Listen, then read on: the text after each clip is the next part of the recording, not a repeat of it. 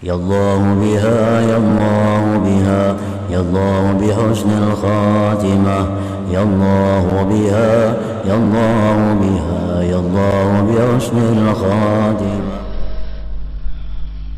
Nah, puasa umum yaitu puasa sebagaimana yang telah dijelaskan secara terperinci oleh para imam dalam berbagai kitab fikih, yaitu mencegah perut dan kemaluan dari segala sesuatu yang dapat membatalkan puasa.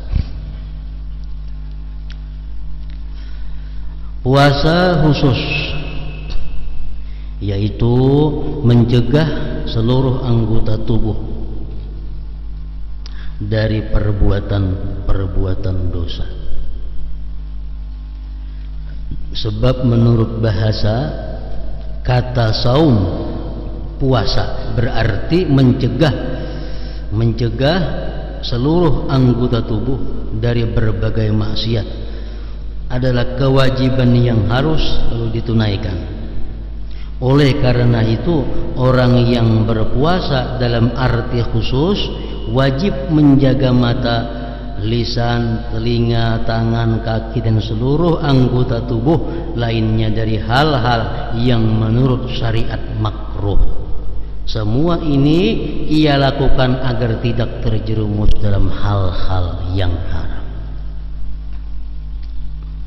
Nah, jadi puasa khusus. Kalau puasa umum itu puasa untuk menggugurkan kewajiban. Artinya dengan adanya kita puasa umum, kita sudah kada dituntut oleh Allah lagi, lepas sudah kewajiban.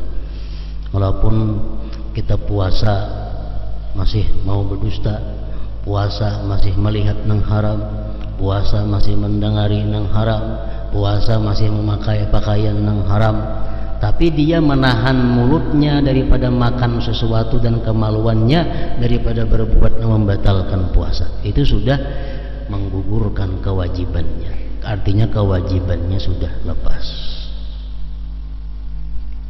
Nah, untuk urusan bahwa puasa ini mendatangkan pahala lawan inya, puasa ini akan memimpin dia kepada takwa, puasa ini untuk mendekatkan dirinya kepada Allah, puasa ini untuk mengumpulkan dia bersama-sama dengan malaikat.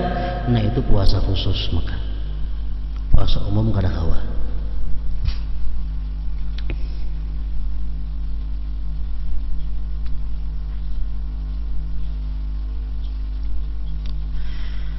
Pada waktu berbuka hendaknya ia juga mencegah perutnya dari memakan berbagai makanan yang syubhat. Bahkan ia tidak memperbanyak makan meskipun makanan itu halal. Sebab tujuan puasa adalah untuk mengusungkan perut, menghilangkan keinginan nafsu dan melemahkan kekuatannya, serta meneladani para malaikat yang memiliki kedudukan yang dekat dengan Allah dan suci dari berbagai keinginan syahwat. Dengan cara demikian, orang yang berpuasa akan menjadi dekat pula dengan Allah sebagaimana para malaikat. Menurut perkataan para ulama, Allah menciptakan malaikat. Malaikat hanya disangui akal. Malaikat disangui akal. Malaikat kadang mengenal makanan, minuman, perempuan atau dan sebagainya, karena hanya punya akal. Akal ini adalah makhluk Allah yang sangat dicintai Allah. Akal ini urusannya hanya kepada Allah. Akal. Bila orang mau berbuat maksiat, itu orang kurang akalnya. Orang kafir, Allah mengatakan kada berakal sama sekali. Karena akal ini, orang yang ada punya akal, dia pasti taat kepada Allah. Akalnya makin sempurna, makin banyak taatnya kepada Allah. Nah, malaikat orang yang diberi akal sempurna, lalu seluruh kehidupan malaikat hanya untuk taat kepada Allah. Kedua, Allah menjadikan manusia makhluk yang paling lengkap. Diandaki akal ada, diandaki nafsu syahwat ada. Yang ketiga adalah hewan atau binatang, makhluk Allah yang kada diletakkan akal, yang kada dibebani hukum, kada dibebani syariat. Binatang kada ada syariat, kada ada hukum. Nah, cuma diandaki syahwat nafsu. Binatang pikirannya cuma makan, guring, kawin, berjalanan, nggak itu aja.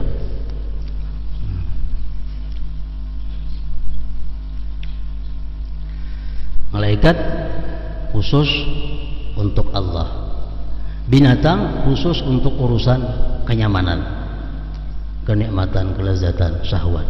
Manusia ini yang sempurna diletakkan oleh Allah akal dan syahwat. Nah, bila mana kita kawa memenangkan akal daripada syahwat kita, daripada nafsu kita, berarti kita termasuk golongan malaikat. Kita kawa mengutamakan akal daripada nafsu syahwat, kita utamakan akal, nah berarti kita termasuk golongan malaikat. Bila mana akal kita tunduk di bawah nafsu syahwat kita, berarti kita termasuk golongan hewan, golongan binatang. Nah, bal adal, bahkan lebih sesat daripada binatang.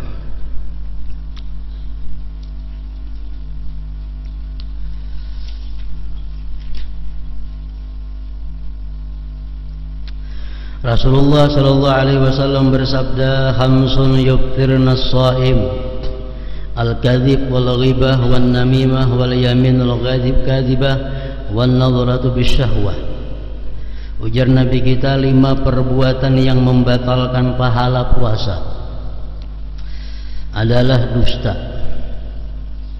ghibah, namimah mengadu domba, sumpah palsu, dan pandangan dengan syahwat.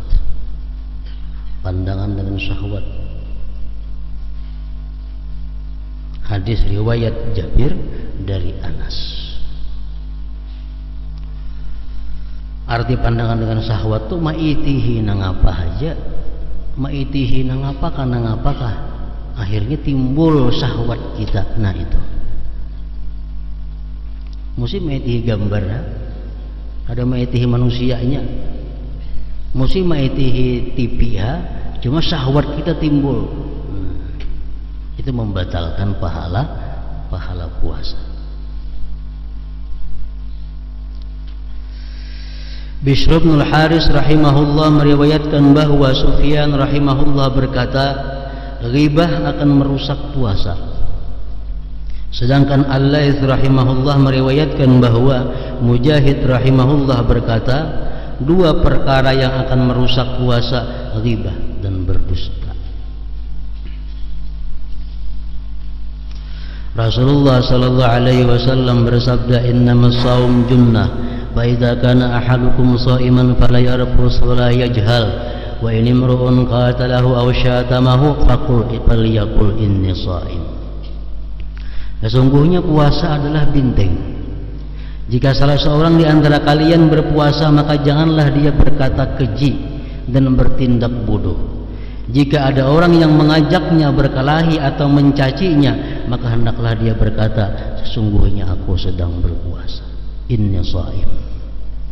Hadis riwayat Bukhari dan Muslim. Rasulullah sallallahu alaihi wasallam juga pernah bersabda mengenai 2 wanita yang sedang menggibah.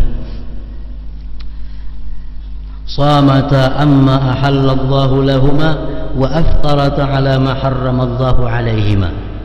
Ujar Nabi, kedua wanita itu berpuasa dari hal-hal yang dihalalkan Allah.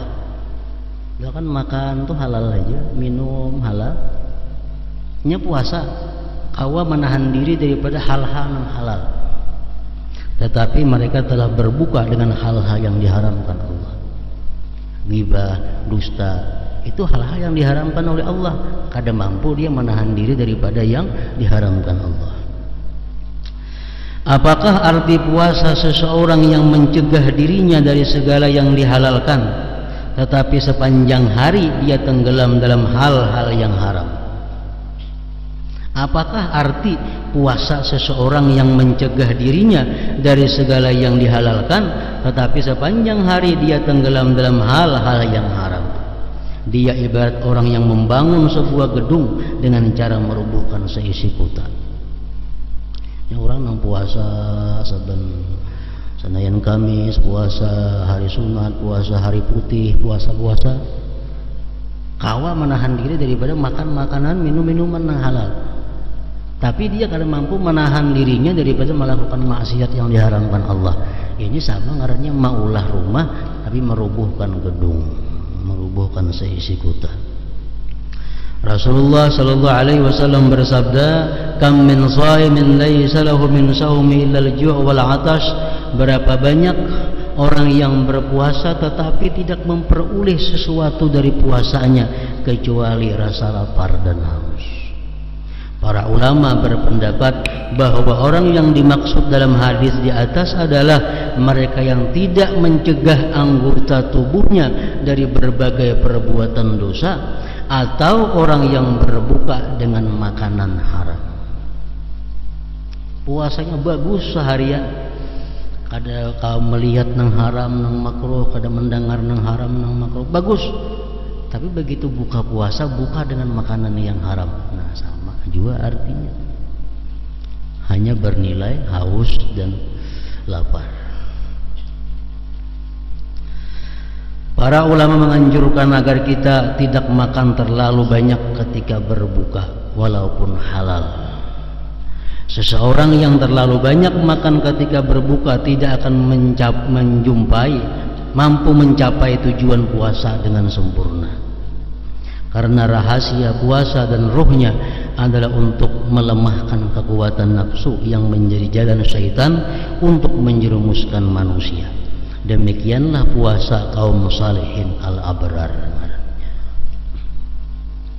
Jadi para ulama mengatakan bahwa orang yang puasa khusus itu ada 8 perkara yang mesti dilakukannya. Pertama, menjaga diri daripada hal-hal yang membatalkan puasa, makan, minum, yang umum. Yang kedua, ghabdul basar wa kaffuhu anil ittisa' bin nazar ila kulli ma yudhammu wa yukrah.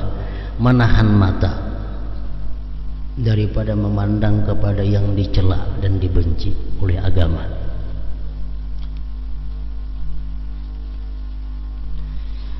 Yang ketiga, hifdzul lisan anil hadayan wal kadhib wal ghibah wan namimah wal fuhsyi wal khusumah wal mira wa kulli ma yudhammu wa yukrah. Yang ketiga, menahan lisan daripada berkata-kata ceroboh, dusta, ghibah, namimah, perkataan jahat, bertengkar, berdebat, dan tiap-tiap yang dicela dan dimakruhkan oleh agama. Yang keempat, kafus sama anil isgha ila kulli ma yudhammu wa yukrah. Menahan, mencegah pendengaran daripada mendengari yang dicaca, yang dicela, yang dicaci oleh agama. Yang keempat, kaffu baqiyatil jawarih anil asam. Mencegah seluruh anggota tubuh daripada dosa. Batis, tangan, rambut, semuaan ditahani daripada melakukan dosa. Ini puasa nang supaya dapat pahala. Yang kelima, yang keenam, an la yastaksira minat ta'amil halal waqtal iftar, bahwa dia tidak memperbanyak makan yang halal pada waktu berbuka puasa.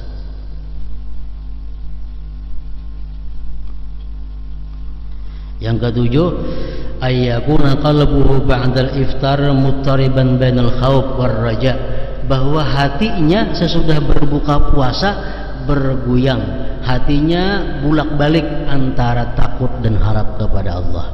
Takut kalau puasaku hari ini mendatangkan kebencian Allah, harap puasaku ini diterima oleh Allah. Nah, hatinya sesudah buka puasa berbulak-balik antara takut dan harap. Yang kedelapan, ikhlas melaksanakan semua itu. Itu puasa. Bila kita mampu puasa dengan demikian, nah puasa itulah yang membawa kita kepada takwa. Puasa itu yang menghubungkan kita berkumpul bersama dengan malaikat. Puasa itu yang mendatangkan pahala. Hadis qudsi mengatakan bahwa ajar Tuhan apa? As-saumu li wa ana ajzi bihi. Puasa itu dia Tuhan, aku. Puasa itu li untukku dan aku yang langsung akan membalasnya. Tentu puasa-puasa yang sesuai dengan aturan-aturan tadi.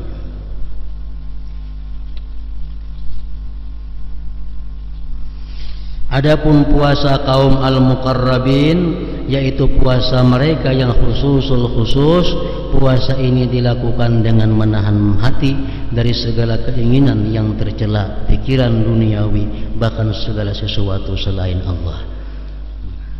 Jadi walhasil kesimpulannya, kalau puasa ini hendak mendapatkan puasa khusus itu adalah caranya kadada lain selain daripada jangan bagaul, nawan jangan keluar rumah. Karena bila bagaul tapandir, bila tapandir pasti ada menyambat sesuatu nang kada baik. Makin lawas bapandiran makin banyak nang kada baiknya.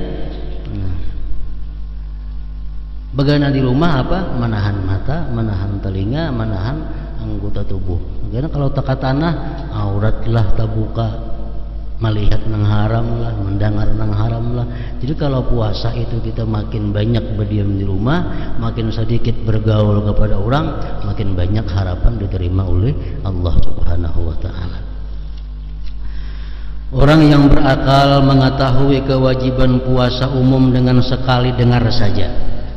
Puasa umum ini mudah dikerjakan baik oleh orang saleh maupun orang yang jahat, orang-orang khusus maupun masyarakat awam. Yang siapa saja tidak menunaikan puasa Ramadan dengan ketiadaan uzur, maka ia telah merubuhkan sebuah rukun Islam. Orang yang kada puasa berarti dia merubuhkan satu tiang Islam yang ada pada dirinya. Inilah yang maksud puasa umum.